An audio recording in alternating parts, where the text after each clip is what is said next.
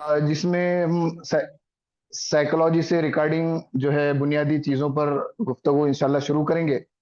और काफ़ी चीज़ें जो है जो आज के सेशन में आएगी, तो अगले जो 3 माह का जो हमारा ये सफ़र है उसमें इंशाल्लाह काफ़ी डिटेल के साथ आपके सामने इंशाल्लाह जो हमारे दीगर ट्रेनर्स हैं उनके ज़रिए इंशाल्लाह रखी जाएगी।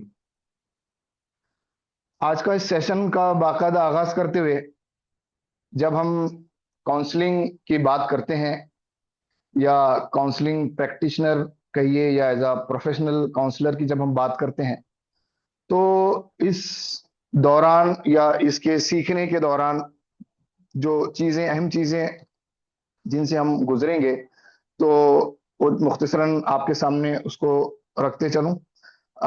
सबसे पहले तो जब हम ओरिजिन की बात करते हैं कि काउंसलिंग का जो ओरिजिन है, वो मुख्तलिफ थेरीज और मुख्तलिफ बुक्स वगैरह का जब हम मुताला करते हैं, तो कहीं ना कहीं बहैसियत मोमिन, बहैसियत मुस्लिम, हमारा दिलो दिमाग जो है, तो कहीं ना कहीं कलाम मजीद नबी करीम सल्लल्लाहु अलैहि वसल्लम की सीरत पर आकर ठहरता है। शुरुआत में भी जो मैंने सूरा आपके सामने तिलावत किया, अगर हम उसके पहलू पर गौर करें, उसकी जो आयत और जो उसका तर्जुमा मैंने आपके सामने पेश किया, तो जब हम उस पर उसको पढ़ते हैं, तो बज़ाहिर कुरानी आयत, लेकिन जब एज अ साइकोलॉजिस्ट या काउंसलिंग के जाविये से जब हम उसको देखते हैं, तो नुमाया तौर पर हमें नजर आता है कि अल्लाह रब्बुल इज़्ज़त इन आयत के जरिए, जो सूरा मैंने आपके सामने तिलावत किया, गोया कि अल्लाह रब्बुल इज़्ज़त जो है तो नबी करीम सल्लल्लाहु अलैहि वसल्लम की जो है तो हिम्मत उसके जरिए बांध रहा है ना। हम देखते हैं ना कि मौलिद बहुत सारे मकामात पर कलाम मजीद में है ना, सूरह कौसर में जब हम देखते हैं, तो अल्लाह रब्बुल इज़्ज़त दरअसल ऐसे हालात में कि जब नबी करीम सल्लल्लाहु अलैहि वसल्लम को ये महसूस हुआ कि वो कहीं ना कहीं मुश्किल में है, या कुछ मुश्किलात जो है बड़ी उनके सामने खड़ी है, या समाज का जो उन पर उस वक्त जो प्रेशर बहुत ज्यादा हुआ मक्की इब्तिदाई दौर में, तो हम देखते हैं कि कहीं ना कहीं हमको कुरान में ऐसी आयत, ऐसी सूरतें और ऐसे बहुत सारे मकामात हमारे सामने आते हैं कि जब अल्लाह रब्बुल इज़्ज़त बज़ाते खुद जो है तो नबी करीम सल्लल्लाहु अलैहि वसल्लम की हिम्मत अफजाई करता है, और उनको जो है तो कुरान के जरिए, इन कुरानी आयत के जरिए जो है तो उस वक्त की जो परेशानी है उससे उनको निकालने की, और आने वाले मुस्तकबिल की, रोशन मुस्तकबिल की जो अल्लाह रब्बुल इज़्ज़त उसमें बशारत देता है। वहीं जब हम अहले ईमान के ताल्लुक से बात करें, अहले ईमान के ताल्लुक से जब बात की जाए, तो बहुत सारे मकामात हैं जहां पर अल्लाह रब्बुल इज़्ज़त अहले ईमान की भी इस तरह जो है तो एक तरह से कहिए कि काउंसलिंग ही हम जिसको कहेंगे, कि वो अल्लाह रब्बुल इज़्ज़त कलाम मजीद के जरिए अहले ईमान को जो है तो उनके इरादों को पुख्तगी बख्शता है, उनकी निगेटिविटी को जो है तो पॉजिटिविटी में तब्दील होती है जब हम उन आयत का मुताला करते हैं, है ना। जैसे मिसाल के तौर पर अगर मैं कहूँ कि मजीद एक मकाम पर अल्लाह रब्बुल इज़्ज़त ने फरमाया कि या अय्युहल्लज़ीना आमनू आमनुस्ताईनु बिस्सब्रि वस्सलाह इन्नल्लाहा मअस-साबिरीन, है ना, कि ऐ लोगों जो ईमान लाए हो, सब्र और नमाज से मदद लो, अल्लाह सब्र करने वालों के साथ है। वहीं और बहुत बहुत सारे मकाम जब हम देखते हैं कि बहुत सारी आयतें, जब हम कुरान का मुताला करें तो ऐसी बहुत सारी आयतें हमारे सामने आती हैं। सूरह बकरा की आखिरी आयत जिसमें है ना, अल्लाह किसी नफ्स पर उसकी मकदरत से बढ़कर जिम्मेदारी का बोझ नहीं डालता, है ना। इस तरह की बहुत सारी आयत, हर मुश्किल के बाद आसानी है, इस तरह की बहुत सारी आयतें हैं। जब हम अपने आप को कुछ ऐसी सिचुएशन में पाते हैं, जब हम अपने आप को डाउन फील करते हैं, कहीं ना कहीं निगेटिविटी का शिकार होते हैं, तो कुरान मजीद में बहुत सारी जगह अल्लाह रब्बुल इज़्ज़त हमारी रहनुमाई करता है, और उस जो है तो हमको एक उम्मीद और एक पॉजिटिविटी जो है तो उन आयत के जरिए हमको नजर आती हैं। तो सबसे बेहतरीन मंबा, सबसे बेहतरीन जरिया जो है काउंसलिंग को सीखने का या काउंसलिंग को बेटर वे में करने का, बहैसियत मोमिन अगर मैं कहूँ, तो कलाम मजीद और नबी करीम सल्लल्लाहु अलैहि वसल्लम की सीरत से बढ़कर कोई मेरा और आपके लिए जरिया नहीं, क्योंकि ये वो चीज है कलाम मजीद जिसको हम जिस अंदाज से उसको पढ़ते हैं, जो चीज हम उससे अखज करना चाहते हैं, अल्लाह रब्बुल इज्जत उस जाविये से, उस एंगल से जो है तो मेरी और आपकी रहनुमाई करता है। लेकिन क्योंकि इसी इल्म को, इसी चीज को मुझको और आपको मौजूदा दौर, मौजूदा हालात और जदीद दौर के मुताबिक जो है तो अगर उसको समझना है और उस पर मजीद गौर व फिक्र करना है, तो हमको जो जदीद दौर की जो थेरीज मौजूद हैं, जदीद दौर के जो प्रैक्टिकल्स हमको देखने मिलते हैं, और जो जदीद दौर के जो जराए हैं काउंसलिंग के लिए, तो उनको भी समझना और उन उन पर भी गौर व फिक्र करना, और उसकी जो है कुरान और हदीस से, सीरत से जो है तो उसकी कनेक्टिविटी को तलाश करना, ये मेरे और आपके लिए जरूरी होता है। तो दरअसल बयान करने का मकसद ये है कि काउंसलिंग जो है तो उसके जो डिफरेंट ओरिजिन्स हैं, हम वहां से उसको सीखने की कोशिश करेंगे। साथ ही साथ जो है इस्लामी नुक्ता नजर भी जो है तो हमारे पस मंजर रहेगा, क्योंकि जो जिस चीज से हम जुड़े हैं, तो उसके बगैर जो है तो हम चाहे दुनिया का कोई भी इल्म हासिल कर रहे हैं, अगर उसके बगैर हम उसको सीखेंगे तो कहीं ना कहीं हम जो है तो गुमराही का शिकार हो सकते हैं। तो मुझको और आपको चाहिए कि जो भी इल्म हम यहाँ पर सीखने की कोशिश करेंगे, या मुस्तकबिल में जो भी हम उलूम सीखेंगे, तो बगैर कुरान और हदीस की रोशनी में उसको हमारे लिए सीखना जो है तो कहीं ना कहीं मेरे और आपके लिए जो आगे मिसगाइडेंस या कहीं ना कहीं भटकने का जो है तो जरिया बन सकता है। अब हम आते हैं कि अप्रिशिएटिंग डाइवर्सिटी एंड डिफरेंस। इसमें हम इस कोर्स के दरमियान जो है कि जो हमारे दरमियान जो अख्तलाफात और डाइवर्सिटीज जो पाई जाती है ना, तो कहीं ना कहीं उसको किस तरह पॉजिटिव वे में अप्रिशिएट करना है, ये भी चीज इंशाल्लाह हम इस कोर्स के दौरान इस पे सीखने की कोशिश करेंगे। है ना, कि हर कोई जो है, कोई ये नहीं कह सकता कि मैं जो हूँ अपनी जिंदगी में खुश हूँ, मेरे अंदर जो कुछ मेरे साथ कोई परेशानी नहीं जुड़ी है ना।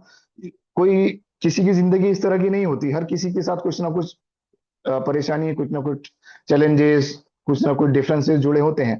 तो इसको हम जो प्रॉपर इसको अप्रिशिएटेड वे में किस तरह इसको सीखना है, वो इंशाल्लाह हम इसके कोर्स के दौरान मुख्तसरन उसकी एक बेसिक्स की तरफ उसको सीखेंगे। उसके बाद सबसे अहम जो है तो लोगों को अंडरस्टैंड करना, लोगों को समझना, और लोगों की जो स्किल्स है उसको समझकर उनके लिए, अपने लिए किस तरह उसको मुफीद बनाना, ये इस कोर्स का अहम पहलू रहेगा। कि लोगों को समझना, और उसको समझने के बाद में उनके जो मसाइल है उनको समझकर, और जो भी उनकी चीजें हमारे सामने आती हैं, तो उसको बेटर वे में हम किस तरह अंडरस्टैंड करें, तो इंशाल्लाह ये भी प्रोसेस इस कोर्स के दौरान हम इसके थ्रू जाएंगे।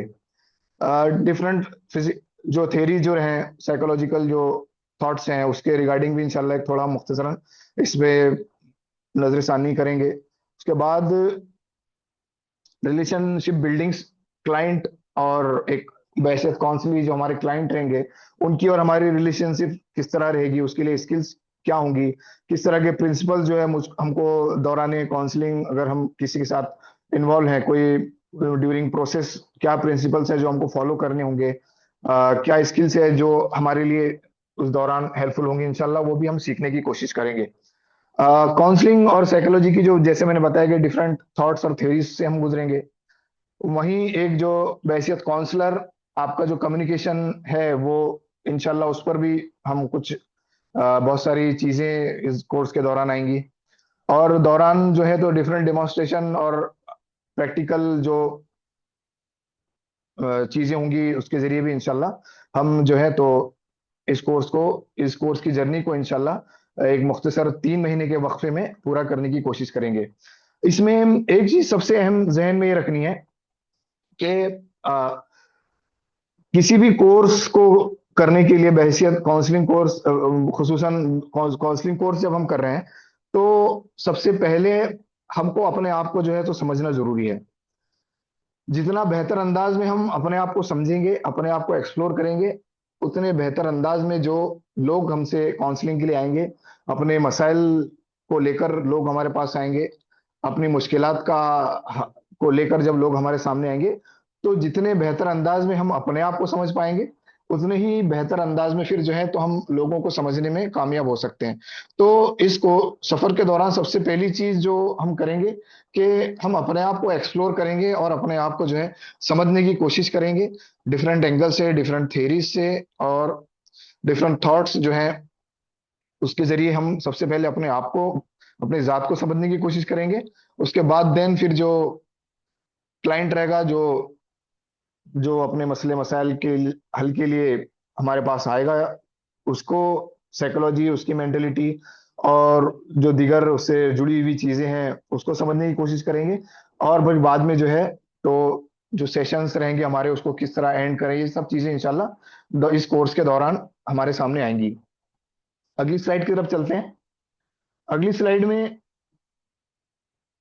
जैसा आप देख देख रहे हैं कि पॉइंट ऑफ व्यू मैंने आपके सामने रखा, द पर्पस ऑफ काउंसलिंग।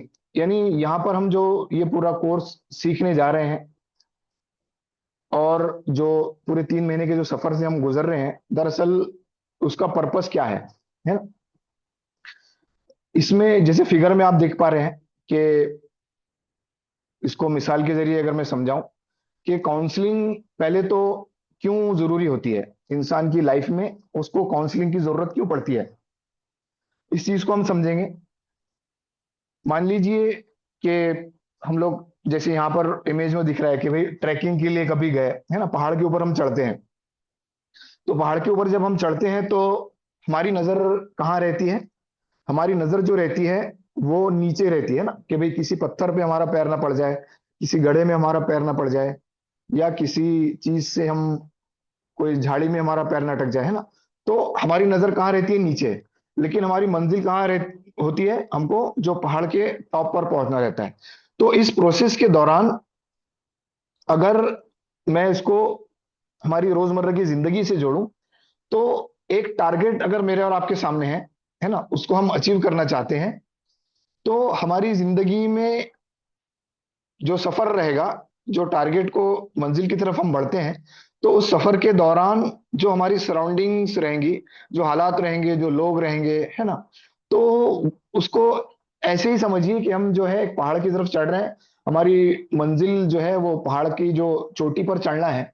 लेकिन उस दौरान जैसे जो हमारी नजर पत्थरों पर, गढ़ों पर, झाड़ियों पर, इस तरह की चीजों पर रहती है, और लेकिन हम अपनी मंजिल की तरफ बढ़ते रहते हैं।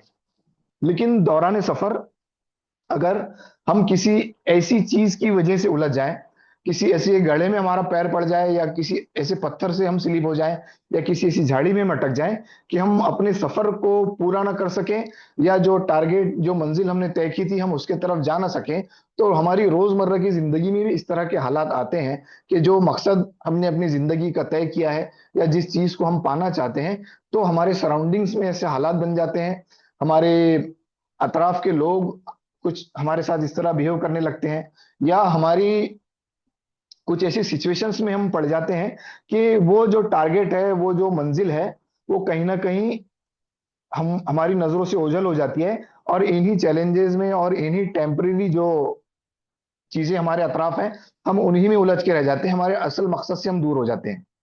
तो एक तो सिचुएशन ये हुई कि हम, हमारी नजर जो है तो हमारे मकसद से हट जाती है, और हम अपने अतराफ की चीजों में ही, हमारे दूसरे छोटे मोटे चैलेंजेस में ही, दूसरी छोटी मोटी परेशानियों में ही उलझ के रह जाते हैं, और हमारी जिंदगी जो है असल मकसद से जो हम दूर हो जाते हैं।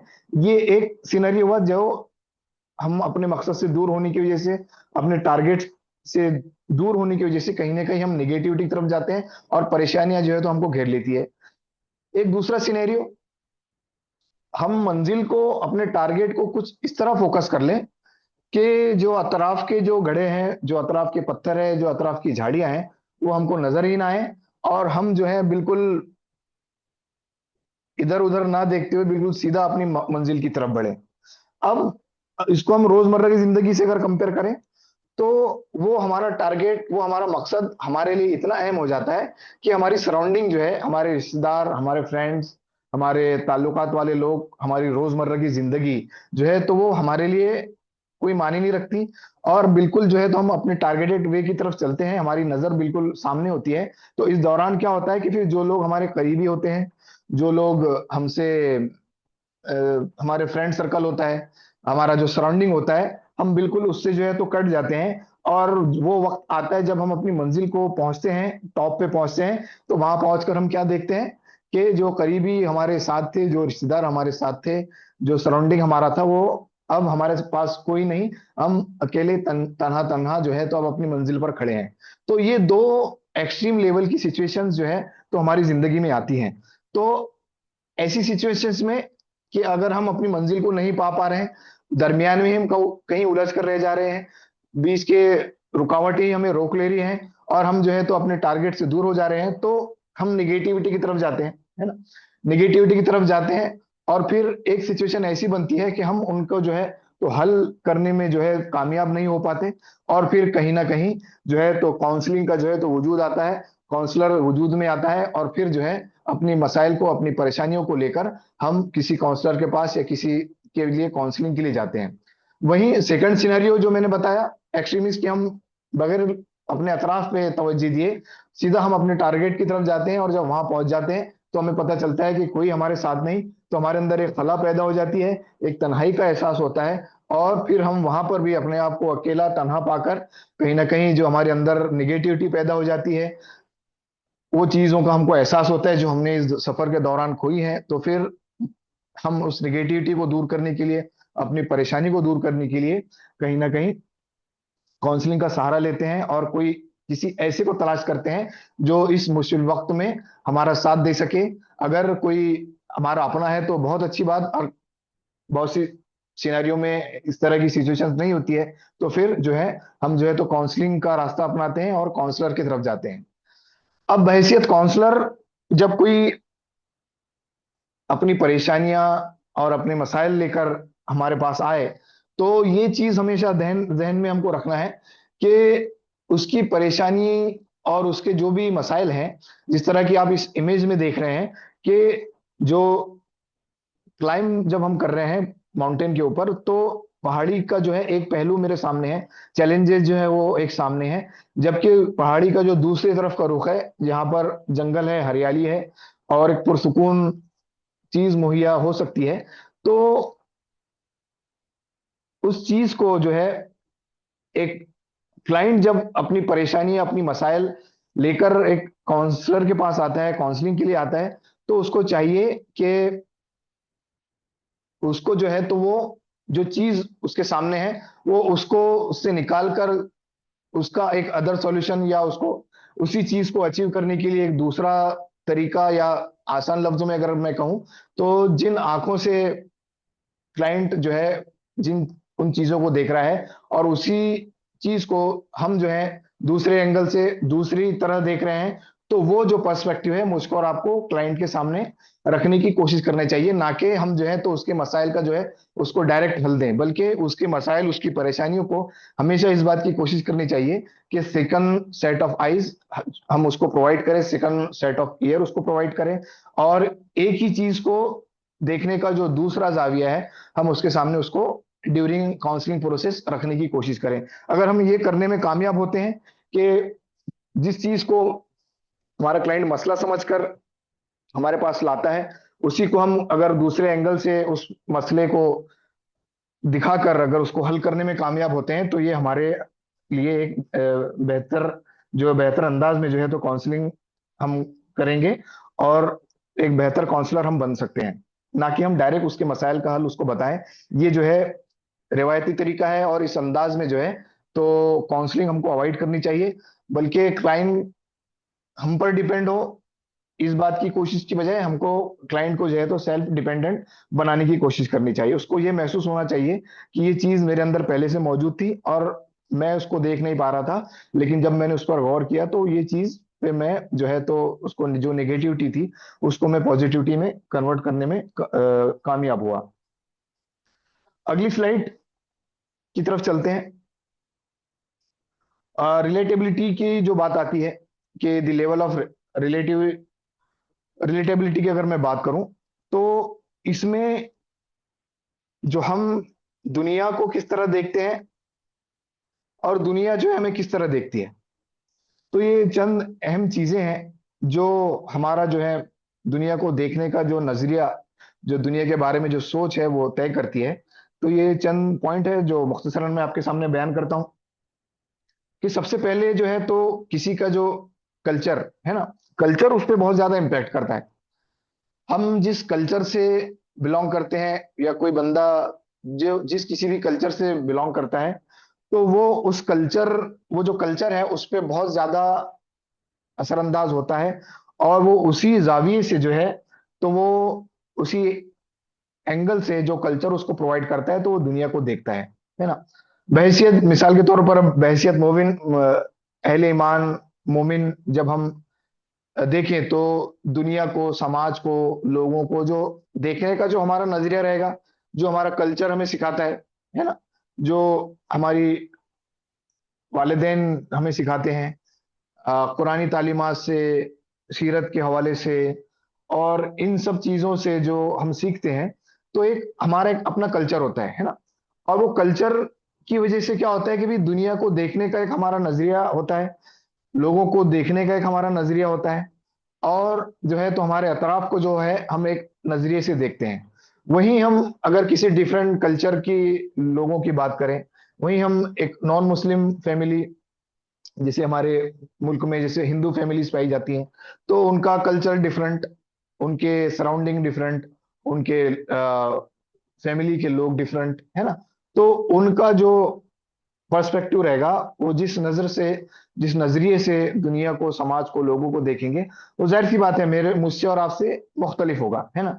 तो कहीं ना कहीं कहने का मतलब ये है कि हमारा कल्चर भी जो है एक अहम रोल अदा करता है कि हम दुनिया को और हमारे अतराफ को किस तरह देखते हैं। वहीं अगली चीज जो रेस और ट्रिबलिज्म जो आती है ना, जो जिसको हम लोग कहते हैं कि कास्ट सिस्टम कहिए, या काले गोरा, या इस तरह की जो चीजें हैं, कोई किसी खानदान से बिलोंग करता है, फला शख्स जो है फला खानदान से बिलोंग करता है, फला शख्स जो है तो फला कम्युनिटी से बिलोंग करता है, फला शख्स जो है तो फला शहर से है, फला शख्स फला मुल्क से है ना। जो इस तरह की चीजें जो हैं, जो रेस तय करती हैं, तो उसकी बुनियाद पर भी जो है, तो हम किसी को जब देखते हैं, किसी की तरफ जब हम मुतवज्जे होते हैं, तो उसको देखने के बाद में जो चीजें हमारे जहन में आती हैं, कहीं ना कहीं ये जो सेकंड फैक्टर मैंने आपके सामने रखा कि रेस और ट्रेबलिज्म जो है, तो ये कहीं ना कहीं हमारे पर्सपेक्टिव को जो है तो वो इम्पेक्ट करता है। और लोगों को देखने का जो नजरिया है, वो कहीं ना कहीं ये रेस का जो फैक्टर है, वो कहीं वो हमारे नजरिए पे असरअंदाज होता है। वहीं दूसरी बात, जो लैंग्वेज, थर्ड जो पॉइंट है लैंग्वेज, उससे पहले मैं कल्चर के हिसाब साथ एक और चीज बयान करूं कि जहां तक ह्यूमन ह्यूमन बिहेवियर का बात आती है, तो कल्चर ह्यूमन के बिहेवियर पे बहुत इंपैक्ट करता है।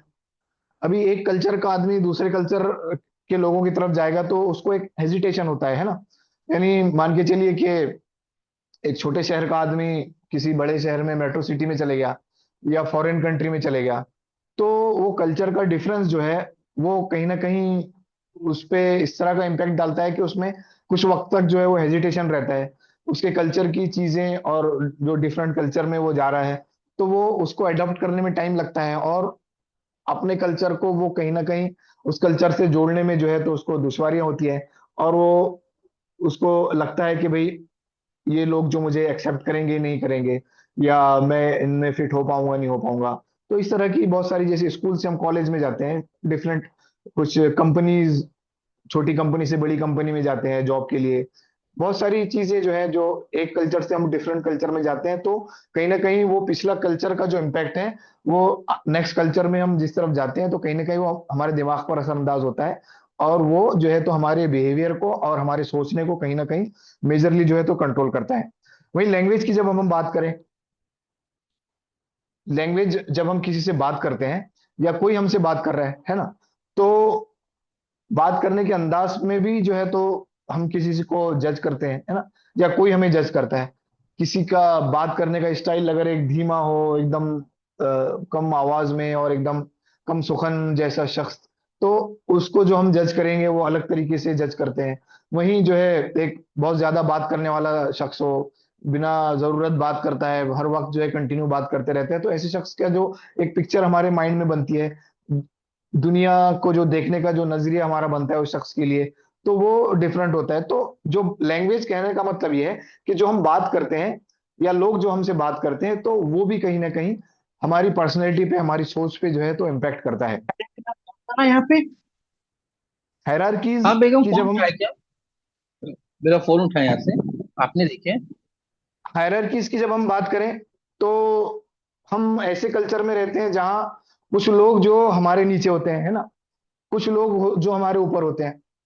तो हम जब अपने से नीचे के लोगों को देखते हैं, चाहे वो समाजी एतबार से, माशी एतबार से, जिस तरह का भी एक हमारा पैमाना है, कि हम अगर अपने लेवल से कुछ नीचे के लोगों को देखते हैं, तो हमारा एक उनके लिए पर्सपेक्टिव डिफरेंट होता है ना।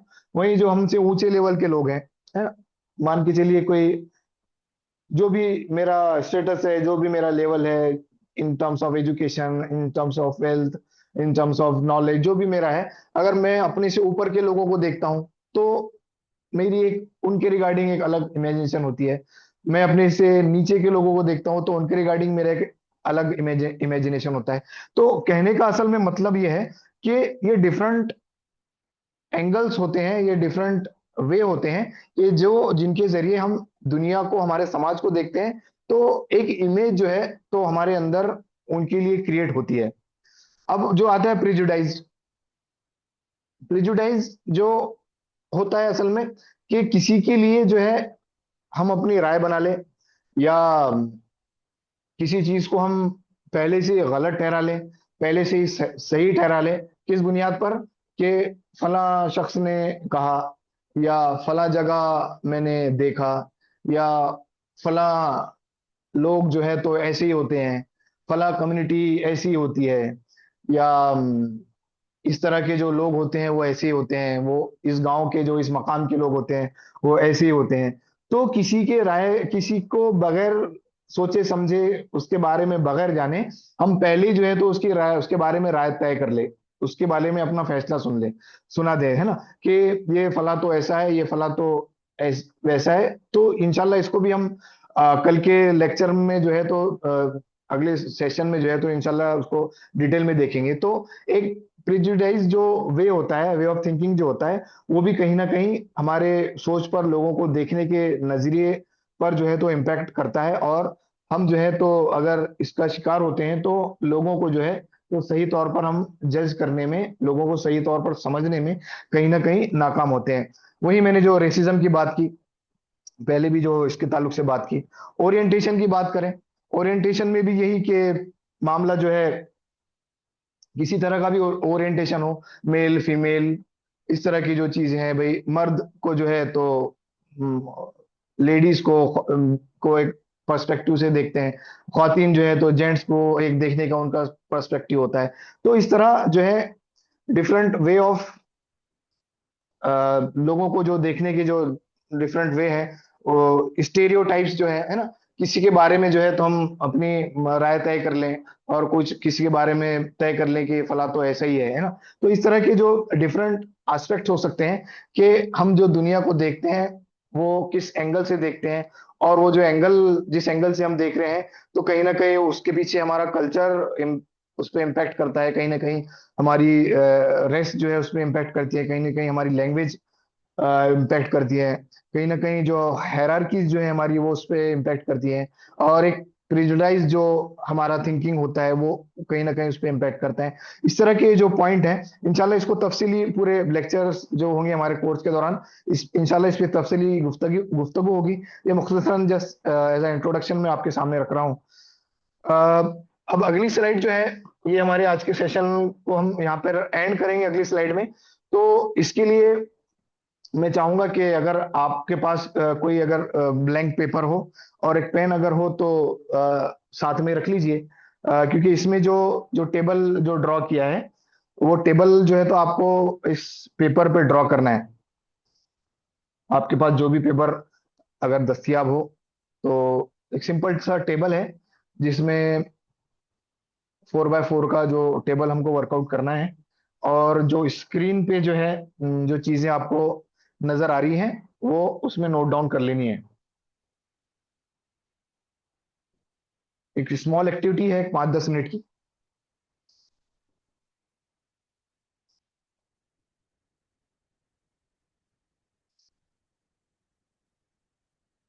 चार कॉलम, चार रोज बना लीजिए। पहले कॉलम में नंबर वन लिख लीजिए, पहला कॉलम छोड़ दीजिए, दूसरे में नंबर वन, टू, थ्री, इस तरह लिख लीजिए। बाद में नीचे की रोज में my assumptions, others assumptions and pitfall for counselling, इस तरह के तीन टाइटल लिख लीजिए।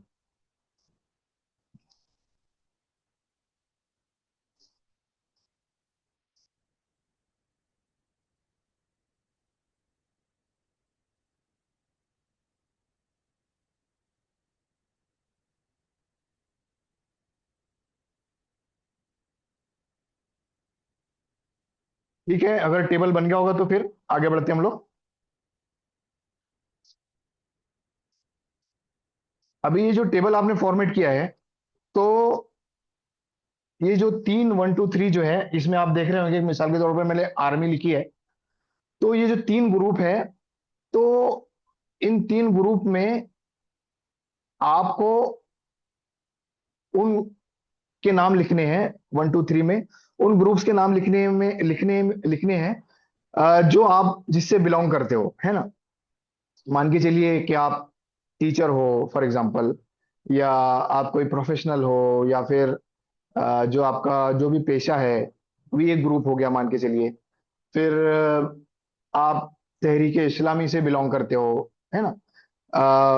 अभी नोट डाउन मत कीजिए, जस्ट मैं आपको बता रहा हूँ, आप तहरीक इस्लामी से बिलोंग करते हो, ये ग्रुप हो गया, है ना। बहैसियत मुस्लिम आप मोमिन हो, ये ग्रुप हो गया। तो इस तरह के कोई तीन ग्रुप आपको आइडेंटिफाई करने हैं अपने जात के लिए, बजाते खुद। आपको खाली सिर्फ नोट डाउन करना है, कुछ यहाँ पे एक्सप्लेन नहीं करना है। जस्ट एक इस एक्टिविटी के जरिए मैं कुछ चीजें जो है वो सेल्फ अवेयरनेस के रिगार्डिंग आपको बताना चाह रहा हूँ। तो मान के चलिए कि अभी यहाँ पे हम आर्मी की जो मिसाल लेते हैं, है ना। कोई शख्स है जो आर्मी से जुड़ा है, तो हम देखते हैं कि उसके जो खुद के अजम्पशंस होते हैं उसके रिगार्डिंग, है ना। उसकी अपने लिए क्या सोच होती है, वो क्या सोचता है कि मैं मिलिट्री मैन हूं। और जो आम सिविलियन होते हैं, जो सिविलियन होते हैं, उसको देखने का उसका जो नजरिया होता है वो अलग होता है। उसके जो अजम्पशंस होते हैं दूसरों के लिए वो अलग होते हैं। वो सिविलियंस जो होते हैं, तो मिलिट्री वालों के, आर्मी के लोगों की नजर में ऐसे लोग होते हैं जिनकी लाइफ में डिसिप्लिन नहीं होता है।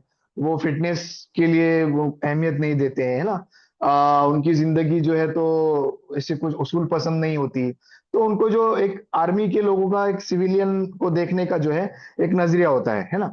और जो इसी तरह के जो ग्रुप हैं, अब हम में भी कुछ, हम अगर हम जो तीन ग्रुप्स मैंने आपको आइडेंटिफाई करने के लिए कहे, तो वो जो तीन ग्रुप है, मान के चलिए कि तहरीक इस्लामी से जुड़े हैं ना। तो तहरीक इस्लामी के रुख कारकुन की हैसियत से मैं दिगर जमात के लोगों को, मेरा देखने का नजरिया क्या है ना।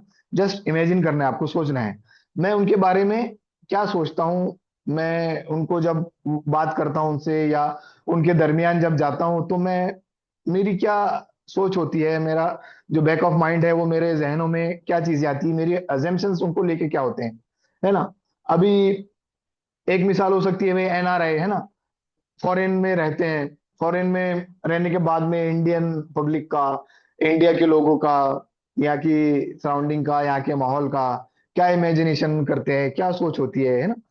बहैसियत मोमिन हम जो है तो दिगर मजाहब के लोगों के बारे में क्या सोच होती है। क्या हमको ये फील होता है कि हाँ मैं जो है सुपीरियर हूँ, बाकी ये जो मेरे से लोग हैं, बहैसियत आर्मी में सुपीरियर हूँ। आर्मी पर्सन, ये सिविलियन जो है तो बिल्कुल मुझसे कहीं मेरे काफी नीचे इनका लेवल है। बात का इनको तरीका नहीं, उसूल इनको पता नहीं, जिंदगी जीने का इनका ढंग, डिसिप्लिन इनके पास नहीं है ना। इनको मैं क्या, जो मेरा इनको देखने का नजरिया कुछ इस तरह है। या बहैसियत तहरीक इस्लामी के फर्द में क्या लोगों को, मेरा जो देखने का नजरिया है दूसरे लोगों को, कि मैं तहरीक से जुड़ा हूँ, मेरे पास इतना इल्म है, मेरे पास ये नॉलेज है, मैं कुरान को लेकर चलता हूँ, मेरे पास जो है इतना सारा लिटरेचर है, मैं मुझे इतना सब कुछ आता है और इनको कुछ नहीं आता। तो इस तरह का जो सोच, इस तरह के अजम्पशंस अगर हमारे दिमाग में है, या किसी जॉब को हम बिलोंग करते हैं, किसी बड़ी मल्टीनेशनल कंपनी में हम जॉब करते हैं, और कोई छोटी कंपनी में जॉब करने वाले लोग, या हमारे सोसाइटी के लोग, या जिस सोसाइटी में हम रहते हैं, या दूसरी सोसाइटी के बारे में हम क्या सोचते हैं, है ना। तो इस तरह की जो डिफरेंट ग्रुप से हम बिलोंग करते हैं, तो ऐसे ग्रुप्स जहां पर मुझको, मैं जब दूसरे ग्रुप्स के, उसी तरह के जब दूसरे ग्रुप्स के लोगों को देखता हूं, तो उनके लिए क्या मेरे जहन में इस तरह के अजम्पशंस आते हैं कि मैं इनसे बरतर हूं, मैं इनसे बेहतर हूं। तो इस तरह की जो तीन ग्रुप्स जो हैं, माय अजम्पशंस में आप नोट डाउन कीजिए अपने लिए। बैक ऑफ माइंड में भी आते हो, ऐसे जरूरी नहीं कि आप उसका जिक्र करें या बताएं। होता है जहन में भी इस तरह की चीजें अगर आपकी है, तो उन तीन ग्रुप्स को आप नोट डाउन कर लीजिए।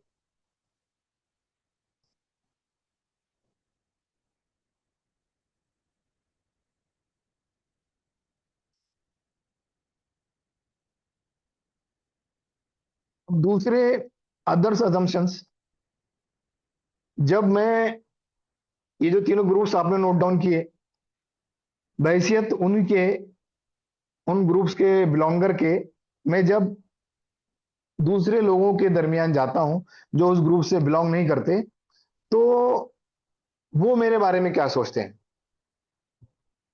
क्या कभी हमने इस पे गौर व फिक्र किया कि जब मैं, मान के चलिए कि एक आर्मी पर्सन आर्मी में है, 8 साल 10 साल जो भी वो अपनी सर्विस करता है, जब उसकी सर्विस खत्म होती है, तो फिर वो वापस कहाँ आता है? उसी समाज में, उसी सिविल सोसाइटी में वापस आता है। तो फिर उस वक्त जो है, तो वो लोगों के बारे में क्या सोचता है, और लोग उसके बारे में क्या सोचते हैं?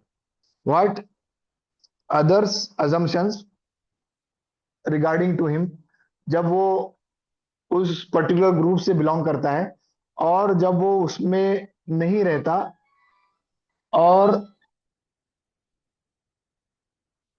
नहीं रहने के बाद में, हेलो,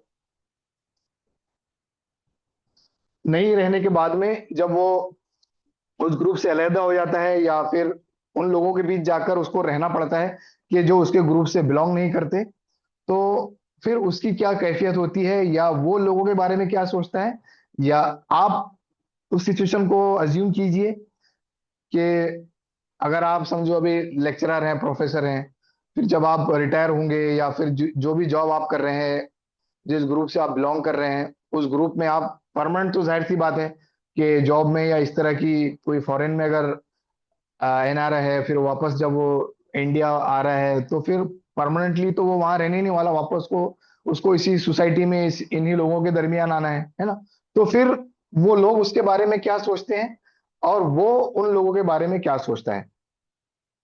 तो अब ये कहने का मतलब ये है कि ये दो जो दोनों डिफरेंट सिनारियो हैं, कि जब एक पर्सन, पर्टिकुलर ग्रुप का पर्सन, जब अदर ग्रुप में जाता है, जो कि पहले उनके बारे में वो निगेटिव सोचता था, या उनसे, अपने से कमतर समझता था, लेकिन उसके बाद जब वो उन लोगों के दरमियान रहता है, तो इस बात के इम्कानात होते हैं कि वो उसको एक्सेप्ट करें, या वो उनको एक्सेप्ट करे या ना करे, है ना। इसकी बेहतर मिसाल हो सकती है कि जो शादी का जो मामला होता है ना, कि एक पर्टिकुलर ग्रुप से, एक पर्टिकुलर कल्चर से जो है, तो लड़की जो है तो एक डिफरेंट कल्चर में, डिफरेंट ग्रुप के लोगों में जाती है ना। तो वहां पर जो है उसके सोचने का ढंग, सोचने का अंदाज, उसके जो अजम्पशंस हैं, वो चेंज होते हैं। तो फिर उसको वहां पर एडजस्ट करना पड़ता है, अपने आप को मोल्ड करना पड़ता है ना। तो ये जो एक्सेप्टेबिलिटी है इन डिफरेंट कंडीशंस, अगर हम उसको कर लेते हैं तो it is well and good. अगर हम उसके मुताबिक अपने आप को ढाल ले रहे हैं, या मध्य मुकाबिल जो लोग हैं, जो जिस ग्रुप में हम आए हैं वो हमको एक्सेप्ट कर ले रहे हैं, तो फिर ये क्या होता है कि इसमें तो कोई मुश्किल नहीं। लेकिन मुश्किल कहाँ क्रिएट होती है कि जब एक पर्टिकुलर ग्रुप के लोग दूसरे ग्रुप में एडजस्ट नहीं हो पाते, या दूसरे ग्रुप के जो लोग हैं वो उनको एक्सेप्ट नहीं कर पाते, तो फिर यहां पर जो है, तो फिर जो चीजें हैं कि मिजाज ना मिलना, फिर आपस के जो है तनाज़ात, परेशानी, इस तरह की चीजें जो है लोगों का एक्सेप्ट ना करना, इस तरह की चीजें तो फिर जनरेट होती हैं। और फिर कहीं ना कहीं इंसान जो है तो अपने आप को मुश्किल में पाता है। और फिर वो जो मैंने पिटफॉल की बात की कि भाई एक मंजिल की तरफ हमने जाना तय किया, लेकिन अतराफ में ही जो है हमको कुछ दौरान सफर ऐसी चीजों का सामना करना पड़ा कि वो मेरे और आपके लिए पिटफॉल बन गई। और वो पिटफॉल जो है तो फिर हमको आगे बढ़ने से रोक रही है, या जो मकसद हमने अपनी जिंदगी का तय किया था, या जो चीज को हम हासिल करना चाह रहे हैं वो उसकी वजह से हमको नहीं मिल पाती, तो कहीं ना कहीं फिर जो है तो हम निगेटिविटी की तरफ जाते हैं। कहीं ना कहीं हमको ये महसूस होता है कि मैं जो हूँ ऐसा पर्सन हूं जो सोसाइटी के लिए उतना एक्सेप्टेबल नहीं हूं। मेरे अंदर कुछ ना कुछ खामी है, इसलिए लोग मुझे लाइक नहीं करते। मेरे अंदर कुछ ना कुछ ऐसी चीजें हैं कि लोगों के दरमियान जब मैं बैठता हूं तो लोग मुझे मेरा बैठना पसंद नहीं करते। मेरे अंदर कुछ ऐसी चीजें हैं जो समाज मुझे कबूल नहीं कर रहा है ना।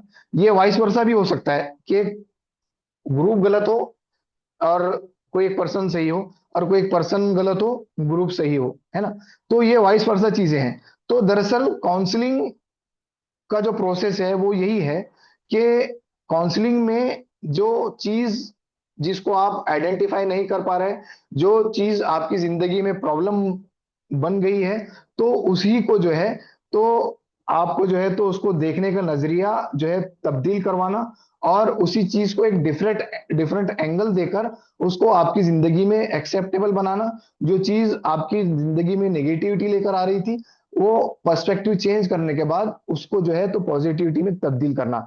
तो उन पिटफॉल को आइडेंटिफाई करना काउंसलिंग के जरिए, जो कि आपकी जिंदगी में रुकावट बन रहे हैं, आपकी स्मूथ लाइफ को जो है तो डिस्टर्ब कर रहे हैं, आपकी लाइफ में कहीं ना कहीं निगेटिविटी जनरेट कर रहे हैं। तो काउंसलिंग का दरअसल मकसद यही है, to understand yourself better, to understand your client better. यानी आप जब तक अपने आप को, जो जो कि मैंने पहले आपके सामने जो चीजें तस्करा किया, कि जब तक आप इन चीजों को अपने लिए समझेंगे नहीं कि आपका कल्चर आप पर किस तरह इंपैक्ट कर रहा है, आपका रेस ट्रिबलिज्म आप पे किस तरह इंपैक्ट कर रहा है, आपकी लैंग्वेज जो है, आपके हेरारकीज, प्रिजुडाइज, रेसिज्म, ओरिएंटेशन और स्टेरियोटाइप्स, ये जो चीजें हैं आपके देखने के, लोगों को देखने के, दुनिया की को देखने के नजरियों को किस तरह इंपैक्ट कर रही हैं। और ये चीजें जो है आपके सामने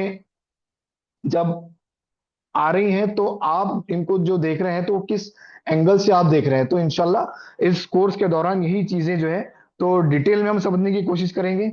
ये एक मुख्तसरन था आज के सेशन का जो है, मैंने तारुफ आपके सामने रखने की कोशिश की।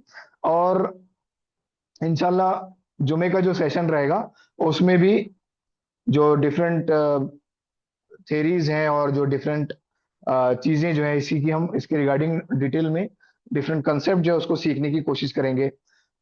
इस सेशन के दौरान कुछ सवालात या कुछ चीजें अगर आपके जहन में हो तो इंशाल्लाह हम उसको देखने की, समझने की, या कुछ कंफ्यूजन्स आपके जहन में क्रिएट होंगे तो उसको इंशाल्लाह कोशिश करेंगे उसको सॉर्ट आउट करने की, एक मुख्तसरन 5 मिनट के वक्फे में। और इस सेशन को इंशाल्लाह कंक्लूड करेंगे।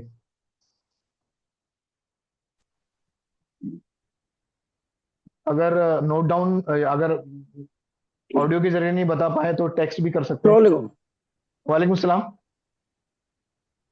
जी अरशद भाई। जी। जी वो आपने जो लास्ट स्लाइड में जो चीजें बताई है जी। तो समझ में आ गई है। पहली जी। चीज ये कि किसी भी ग्रुप के बारे में उसका खुद का अपना एजम्पशन और जी। सामने वाले का एजम्पशन, वो जी। दो चीजें तो समझ में आ गई। लेकिन ये जी। पिटफॉल ऑफ फॉर काउंसलिंग जो आपने, वो समझ में नहीं आया कि उसमें क्या कहना चाह रहे थे आप।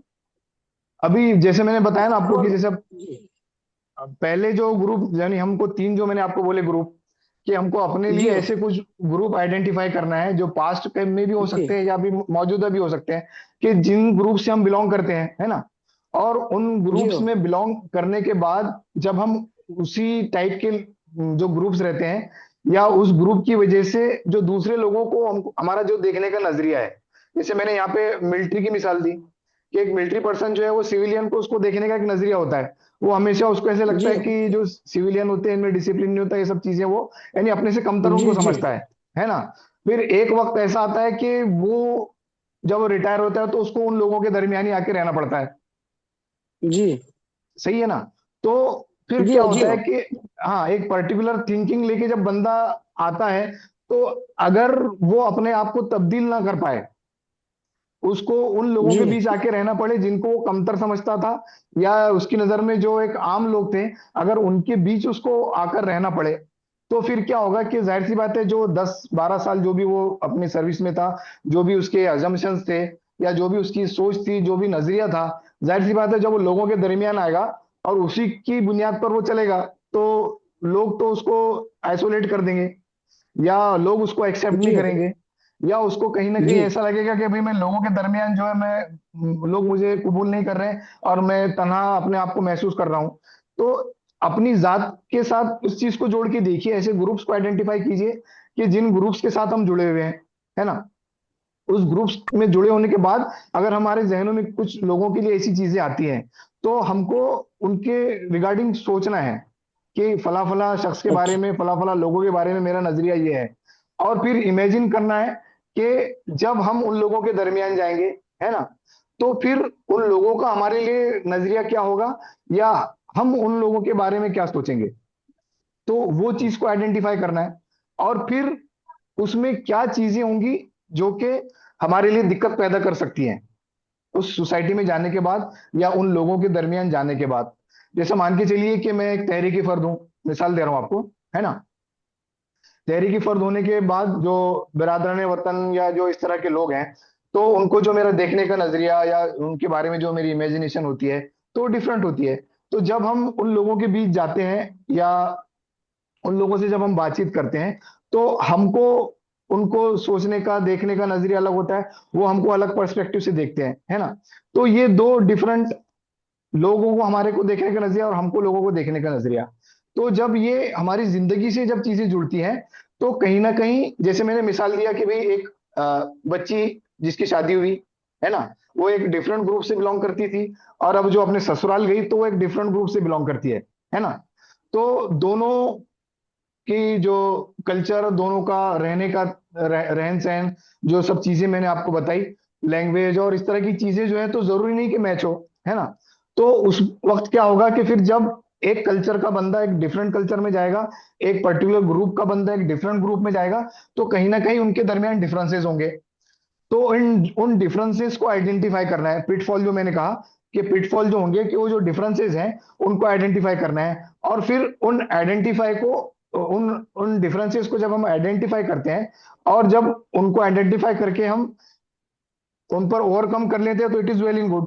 लेकिन अगर हम उन पर ओवरकम नहीं कर पाते हैं, वो डिफरेंसेस हमने आइडेंटिफाई किए और आइडेंटिफाई हम नहीं कर पा रहे हैं, एक तो सिनेरियो होता है कि हमने आइडेंटिफाई किया लेकिन हम उनको ओवरकम नहीं कर पा रहे, और एक सिनेरियो होता है कि हमको पता ही नहीं कि, है ना, कि जो हमारी जिंदगी में लोगों के साथ जो हमारे मसाइल है, हमारे सराउंडिंग में जो मसाइल हैं, बच्ची को पता ही नहीं कि मेरे ससुराल वालों को मुझसे क्या मसला है, या मुझको ससुराल वालों से क्या मसला है, मेरे शौहर के जो मेरे ताल्लुकात डिस्टर्ब चल रहे हैं, उसका असल वजह क्या है। एक तो सिनेरियो होता है कि पता होता है लेकिन उसको हल कैसे करना वो पता नहीं।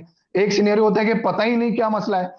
तो फिर ये होता है कि काउंसलिंग वहां पर जो है तो फिर वजूद में आती है कि उस पिटफॉल को आइडेंटिफाई करना, उस प्रॉब्लम को आइडेंटिफाई करना, और उसको आइडेंटिफाई करने के बाद में उसका सॉल्यूशन जो है तो उसको हल करना, और उसको जो है, जो नेगेटिविटी थी उसको जो है तो पॉजिटिविटी में तब्दील करना। लेकिन इस चीज का खुसूसी हमको इस दौरान काउंसलिंग ये ख्याल रखना है कि हम जो है तो डायरेक्ट सॉल्यूशन हमको नहीं देना है, जो कि रिवायती अंदाज में जो काउंसलिंग हम लोग करते हैं उसमें डायरेक्ट सॉल्यूशन हमको नहीं देना है। और डायरेक्ट सॉल्यूशन अगर हम देंगे तो गोया बस यही मिसाल है कि भाई एक जो अ, जो रहते हैं ना, कि हम वो पतिंगे की मिसाल अक्सर सुनते हैं कि पतिंगा जो है अपने खोल से निकलने की कोशिश करता है, और अगर हम उसको जाकर उसकी हेल्प कर दें और उसको उस खोल से निकाल दें, तो उसके परों में वो ताकत नहीं आ पाती, तो वो जो है तो उड़ नहीं पाता, फिर कुछ वक्त के बाद जो है वो मर जाता है ना।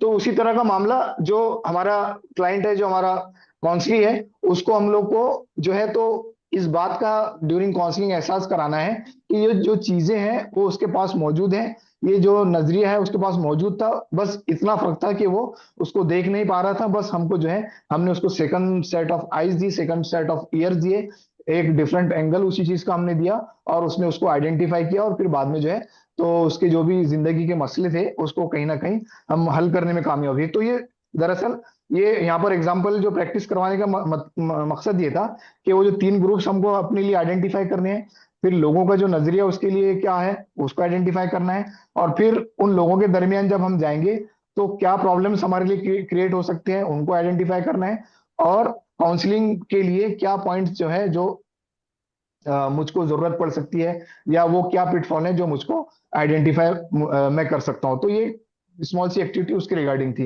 हो सकता है, मुमकिन है कि आप शायद अंडरस्टैंड हो गया हो, आपको समझ गए होंगे। जजाकल्ला, जजाकल्ला, अब हो गया, अब काफी अच्छे से समझ में आ गया। जी, जजाकल्ला। जी। और कोई सवाल? अस्सलाम वालेकुम अर्शद सर। जी, एक वालेकुम सवाल सलाम। है मेरे पास अर्शद जी। साहब। अर्शद साहब, ये जो सेल्फ अवेयरनेस वाली शीट है, अभी इसी के ऊपर मेरा सवाल है। आपने जो हाँ। पॉइंट्स बताए हैं कि हम ग्रुप्स आइडेंटिफाई करें, हम अपने हाँ। अजम्पशंस क्या हैं उस ग्रुप के बाहर के लोगों के लिए, जी। हम उनके बारे में क्या सोचते हैं, हम ये जी। आइडेंटिफाई करें, और जी। वो हमारे बारे में क्या सोचते होंगे, हम ये आइडेंटिफाई करें, जी। ये अजम्पशंस हम जो है लगाएं, जी। एंड देन जी। जो डिफरेंसेस जी। हैं उनको पैच करने की कोशिश करें। सर, मेरा कंसर्न जी। एक्चुअल में ये है कि when we are talking to some other person, when we are counselling other person, उनकी बातें हम्म। सुन के उनके ताल्लुक से तो हम ये दो चीजें तय कर सकते हैं कि ये शख्स अपने बारे में क्या अज्यूम करता है, और ये शख्स जी। इसकी राइवल पार्टी जो है जिससे इसे कंसर्न्स हैं उसके बारे जी। में ये अजम्पशंस रखता है। जी। लेकिन जब हम अपने सेल्फ अवेयरनेस इंडिविजुअल में मेरी बात करूं, तो मैं मेरे ताल्लुक से तो बता सकता हूं कि मैं एक्स के बारे में क्या सोचता हूं, लेकिन जी। उनके मेरे ताल्लुक से क्या अजम्पशंस हैं, मुझे ऐसा महसूस हो रहा है कि वो मैं अगर मेंशन करूं तो शायद मैं कुछ नाइंसाफी कर दूं उसमें, या कुछ रॉन्ग डिसाइड कर दूं। जी। एक सिंपल सिनेरियो के तौर पे, सॉरी थोड़ा सा मेरा सवाल एक्सटेंड हो रहा है, अगर आप इजाजत दे तो सर। जी। जी। जी। जी। अ, एक एक मैं एक ऐसे ग्रुप के करीब हूँ फिलहाल, जो हम्म। एजुकेशनली काफी बैकवर्ड है, ठीक है, और ओके। उनमें मैं जी। अपने आप को बहुत तालीम याफ्ता महसूस करता हूँ, और उनके जी। ताल्लुक से मुझे काइंड ऑफ पिटी फील होती है कि भाई ये बेचारे अनपढ़ है। जी। अब वो लोग मुझसे बहुत ज्यादा बात नहीं करते हैं, कहीं ना हम्म। कहीं मैं ये समझ रहा हूँ कि they are respecting me, out of respect मुझसे बहुत ज्यादा बोल नहीं रहे हैं। बट माइट बी जी। पॉसिबल कि उन लोगों के जहन में ये हो कि ये तो बहुत ज्यादा शाना बन रहा है, इससे हम क्या बात करें। हम्म। तो ये चीज मुझे थोड़ी सी कंफ्यूज कर रही है सर, अगर आप ये अदर्स अजम्पशंस को थोड़ा सा एक्सप्लेन कर दे प्लीज। बाकी चीजें अलहमदुल्ला क्लियर है, सिर्फ ये अदर्स नहीं, अजम्पशन जो है वो मेरे लिए थोड़ा सा नहीं, आप समझ नहीं पा रहे हैं। असल में ये यहाँ पर जो एग्जाम्पल कंफ्यूजिंग। और ये जो एक्टिविटी करवाने का जो मकसद है असल में, कि हमको अपनी, आपके लिए, यानी मैं जो अपना अजम्पशंस अपने खुद के लिए रखता हूँ पर्टिकुलर ग्रुप के बिलोंगिंग के वजह से, और वही जो मेरा अजम्पशन दूसरे लोगों के लिए जो है, तो उसको मैं पहले आइडेंटिफाई करूं, है ना, कि मेरा पर्टिकुलर ग्रुप से मैं जुड़ा हुआ हूं, तो फला ग्रुप के लोगों के लिए मेरा एक अजम्पशन है, और जब फला ग्रुप के लोग के दरमियान में जाता हूं, तो उनका जो बिहेवियर है, या वो जिस तरह मुझसे बात करते हैं, या जिस तरह कनेक्ट होते हैं, तो उनका अजम्पशन जो है मेरे रिगार्डिंग क्या है ना। अब मान के चलिए कि आप फला ग्रुप से बिलोंग करते हैं, अब एक टाइम ऐसा है कि आपको उन्हीं लोगों के साथ रहना है, आप एक पर्टिकुलर वक्त के लिए, साल 2 साल मान के चलिए कि उन्हीं लोगों के साथ आपको रहना है, और उन्हीं लोगों के साथ एडजस्ट करके आपको रहना है।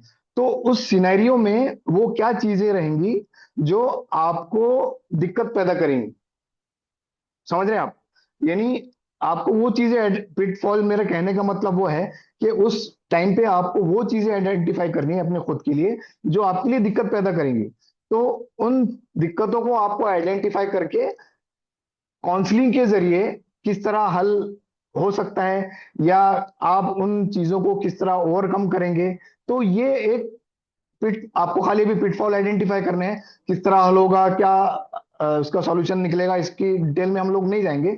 बस आपको सिर्फ इस एक्टिविटी में ये आइडेंटिफाई करना है कि जैसे आपने बताया कि आप एक लो एजुकेशन वाले ग्रुप के कनेक्शन में है, तो आप को लगता है कि भाई ये लोग जो है कम पढ़े लिखे हैं, इनकी जो अकल है मुझसे कम है, मैं इनसे ज्यादा पढ़ा लिखा हूं, तो ये आपके रिगार्डिंग, आपके एजम्पशन उनके रिगार्डिंग है।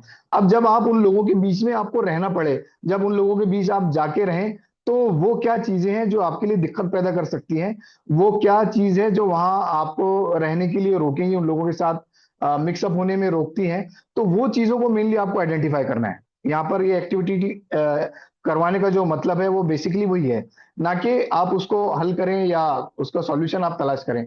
बस आपको जो है तो पिटफॉल यहाँ पे उसके आइडेंटिफाई करने हैं। अस्सलाम समझ रहे वालेकुम। मोहसिन साहब? जी। हाँ, मेरा एक सवाल है। जी। आपने जो पहाड़ की मिसाल दी है, जी। तो दो मिसालें हैं। एक है कि जी। उसकी नज़र चोटी पर है और नज़र पैरों पर है, लेकिन मंजिल चोटी है, जी। और वो रास्ते के भूल भुलैया में उलझ रहा है। जी। दूसरी एक्सट्रीम मिसाल जो आपने दी है, तो जी। ये दोनों में बैलेंस कौन सा है?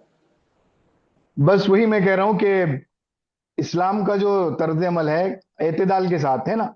हमको ये भी ना हाँ, हो कि हम अपनी मंजिल की तरफ इतने मुतवज्जे हो जाएं कि हाँ, अपने अतराफ को भूल जाएं, जो हमारे खानदान, रिश्तेदार और जो सराउंडिंग है उसको भूल के बस हम अपनी मंजिल की तरफ, अपने टारगेट की तरफ बढ़ते रहें। और ना इतने ही हम हाँ, जी, अपने जी। अतराफ में उलझ जाएं कि हम अपनी मंजिल को ही भूल जाएं। तो ये दोनों का जो मोतदिल एतदाल का जो रास्ता है, कि भाई दुनिया भी हमको छोड़नी नहीं है कि हम आखिरत की तलाश में पहाड़ ऊपर निकल जाएं, ना ही कि दुनिया में इतना उलझ जाना है कि हम बिल्कुल आखिरत को भूल जाएं, बल्कि इत्तेदाल का रास्ता, दुनिया में रहकर जो है तो आखिरत को पाने की कोशिश। तो दरअसल ये मिसाल का मकसद ये था कि बैलेंस लाइफ जो है तो हमको गुजारने की कोशिश करनी चाहिए। और अगर ऐसे अल्हम्दुलिल्लाह। कुछ। जी। जी। जजाकल्ला। अब ये जो चार्ट आपने दिए हैं, उसमें जी। दो बातें तो समझ में आ गई। जी। अदर्स अजम्पशन, माई अजम्पशन। लेकिन जी। पिटफॉल्स फॉर काउंसलिंग में जी। मुझे ऐसा लगता है कि कुछ बहुत क्लियर नहीं हुआ हमारी बात। अभी जैसे मैंने मोहसिन साहब के इसमें बताया कि पिटफॉल जो है, तो दरअसल के दो डिफरेंट ग्रुप्स हैं, एक सुपीरियर है, एक उनसे कम तबके के लोग हैं, या जिनकी रिगार्डिंग हम सोचते हैं कि ये हमसे कमतर लोग हैं। उन लोगों के दरमियान जब आप जाएंगे, तो उन लोगों के दरमियान रहने का अगर आपको जरूरत पड़े कि भाई आपको वहीं रहना है, आप उनको, उन लोगों के साथ ही रहना है, तो फिर जब उन लोगों के साथ रहने में आपको क्या दिक्कतें आएंगी, तो वो आपको आइडेंटिफाई करना है। पिटफॉल इन द सेंस कि जो दिक्कतें, जो मुश्किलात आपको आएंगी, आ सकती हैं, वो आपको आइडेंटिफाई करना है। उनका हल, जैसे मैंने बताया, उनका हल नहीं निकालना है, जस्ट उनको आइडेंटिफाई करना है। तो ये एक जस्ट दो टाइप के ग्रुप्स, दो टाइप की थिंकिंग्स, और उनको जब वो एक जगह आ आइडेंटिफाई जाए। करके क्या करना है? जी। आइडेंटिफाई कर लिए, अब आगे क्या करना है? बस बस उसको नोट डाउन करके रख लीजिए, आपकी जस्ट अवेयरनेस के लिए, बाकी किसी को आपको शेयर नहीं करना है, किसी को बताना नहीं अच्छा, है। अच्छा, जी। अच्छा, अच्छा। 10:20 हो गए तकरीबन, तो जज़ाकल्लाह। अगर कोई एक सवाल लास्ट होगा तो हम इंशाल्लाह लेते हैं, फिर देन कंक्लूड करते हैं। जी, एक सवाल है मेरा। जी। ये जो द लेवल ऑफ रिलेटिबिलिटी है, जी। इसमें जो कल्चर, रेस, लैंग्वेज, जो जितने पॉइंट्स लिखे हम्म। हुए स्टेरियोटाइप्स तक, हम्म।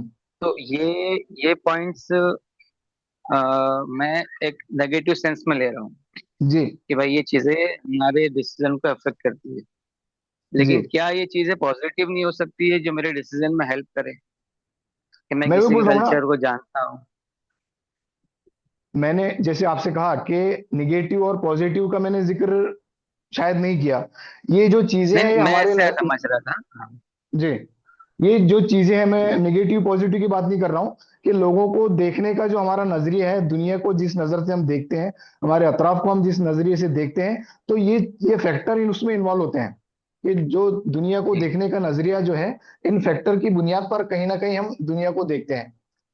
और जी। डिफरेंट कल्चर, जो जो जो लोग इसमें डिफर करते हैं, उनका दुनिया को देखने का नजरिया मुख्तलिफ होता है। पॉजिटिव निगेटिव नहीं, जी। जो देखने का नजरिए की बात की मैंने यहाँ पे। जी, मतलब ये काउंसलिंग में कैसे हेल्प करेंगे हमको? पॉजिटिव नेगेटिव दोनों तरीके से हम इसको ले सकते हैं ना। अगर मैं उसी कल्चर से जी। बिलोंग करता हूँ तो मैं डिसीजन पर जल्दी आपको पहुंच पाऊंगा। नहीं नहीं, अभी आपको इसका बस सेल्फ अच्छा। अवेयरनेस जो है, आपको खुद को समझने की यहाँ पे कोशिश करनी है। आपको अपने ठीक आप को है। इन जो मैंने यहाँ पे पॉइंट्स रखे हैं, अपने आप को सामने रखिए और ये पॉइंट्स के जरिए सोचिए कि जो मेरा कल्चर है तो उसके रिगार्डिंग मैं दुनिया को, अपने समाज को कैसे देखता हूँ, पर्टिकुलर पर्सन को के बारे में मेरा क्या सोच बनती है। तो ये सब जो चीजें हैं, उसकी वजह से मेरा नजरिया इन सब चीजों की वजह से कैसा, यानी ये सब चीजें मेरे नजरिए पर कैसे इंपैक्ट कर रही हैं। तो एक उसको एनालाइज कीजिए, उसको समझने की कोशिश कीजिए, जस्ट बाकी और कुछ नहीं। ठीक। जी अस्सलाम वालेकुम। एक सवाल था। हेलो, जी आवाज आ रही है मेरी? जी जी जी जी। जैसा कि आपने बताया कि कोई भी जो पिटफॉल है, जो रीजन जी है, हम उस रीजन तक मान लीजिए पहुंच गए, तो जी आपने एक चीज ये बताई थी कि हमारे को अपने देखने का जो जाविया है, मीन्स आवर परसेप्शन और पर्सपेक्टिव, तो जी उसको चेंज करके उस सिचुएशन को या उस चीज को देखना चाहिए। जी और आपने ये भी बताया कि स्पून फीडिंग नहीं करना है जब हम दूसरे की काउंसलिंग करें, उनको डायरेक्टली जी सॉल्यूशन नहीं बताना है जो हमको समझ में जी आ रहा है, जी बल्कि उस मसले को अलग जाविये से। तो जी इस चीज पेश को मैं करना। थोड़ा बेटर तरीके से समझ, अगर आप इसको थोड़ा और एक बार एक्सप्लेन करें। मिसाल के तौर पे जैसा आपने सिचुएशन बताई कि मकसद के बैलेंस लाइफ की आपने बात की है, फिर आपने बताया कि जी दो एरो है हमारे, जो जी हमने के अंदर देखे कि our assumptions and others assumptions. तो हम्म मान लीजिए वो सिचुएशन में हमको ये चीज तो मालूम हो गई कि भाई what is the main cause of differences, कौन हम्म सा वो थिंकिंग पैटर्न है कि हम उस चीज को इस तरह से देख रहे हैं, वो उस तरीके से देख रहे हैं। और मान जी लीजिए अब सिचुएशन ये है कि भाई इस दैट यू, जैसा आपने एक मिसाल दिए थे कि भाई उस माशरे से तुम जा नहीं सकते, तुमको वहां पे हम्म रहना है एक साल के लिए, तो उन जी किन स्पेसिफिक चीज पे क्या एडजस्ट करना है, तो वो चीज जो है वो पिटफॉल है, राइट? तो डिफरेंसेस जो रहेंगे, हाँ हाँ, जो जो हाँ जी, जो चीजें डिफरेंसेस है, हमारे हमारे लिए रुकावट पैदा करेंगी उसको आइडेंटिफाई करना है। और राइट। तो अब आइडेंटिफाई करने के बाद फिर उसको बैलेंस करने के लिए उसको किस तरह से सोचना है या क्या करना है, उसका बस मकसद। अब यही, हाँ दरअसल ये जो आज का जो सेशन है, ये इंट्रोडक्शन है। और ये सब चीजें इंशाल्लाह जब दौरान कोर्स जो है, जब हम जाएंगे 3 महीने का कोर्स मुकम्मल करेंगे, तो एक राइट बेहतर अंदाज में और एक अल्टीमेटली, यानी 3 महीने के बाद आप मान के चलिए कि लोगों को देखने का, दुनिया को देखने का, और आपका जाविया चेंज होने वाला है, आप ये मान के चलिए। तो ये जो बेसिक चीजें मैंने आपके सामने रखी, तो दरअसल इन्हीं चीजों को हम इस पूरे कोर्स के दौरान सीखने वाले हैं इंशाल्लाह। तो different right. Theories, different concept के जरिए ये सब चीजें इंशाल्लाह वन बाय वन पूरी एलोबरेट होंगी। और अल्लाह की आने जान से वाले उम्मीद वक्त है में कि क्लियर हो। जी जी यानी बाकी चीजें ये इसका अगले सेशन में एक एक चीज क्लियर होते जाएगी। बस बस बस इंशाल्लाह पूरे कोर्स के अख्ताम तक इंशाल्लाह आपको ये सब चीजें बिल्कुल क्लियर कट कंसेप्ट जो है आपके सब क्लियर हो जाएंगे।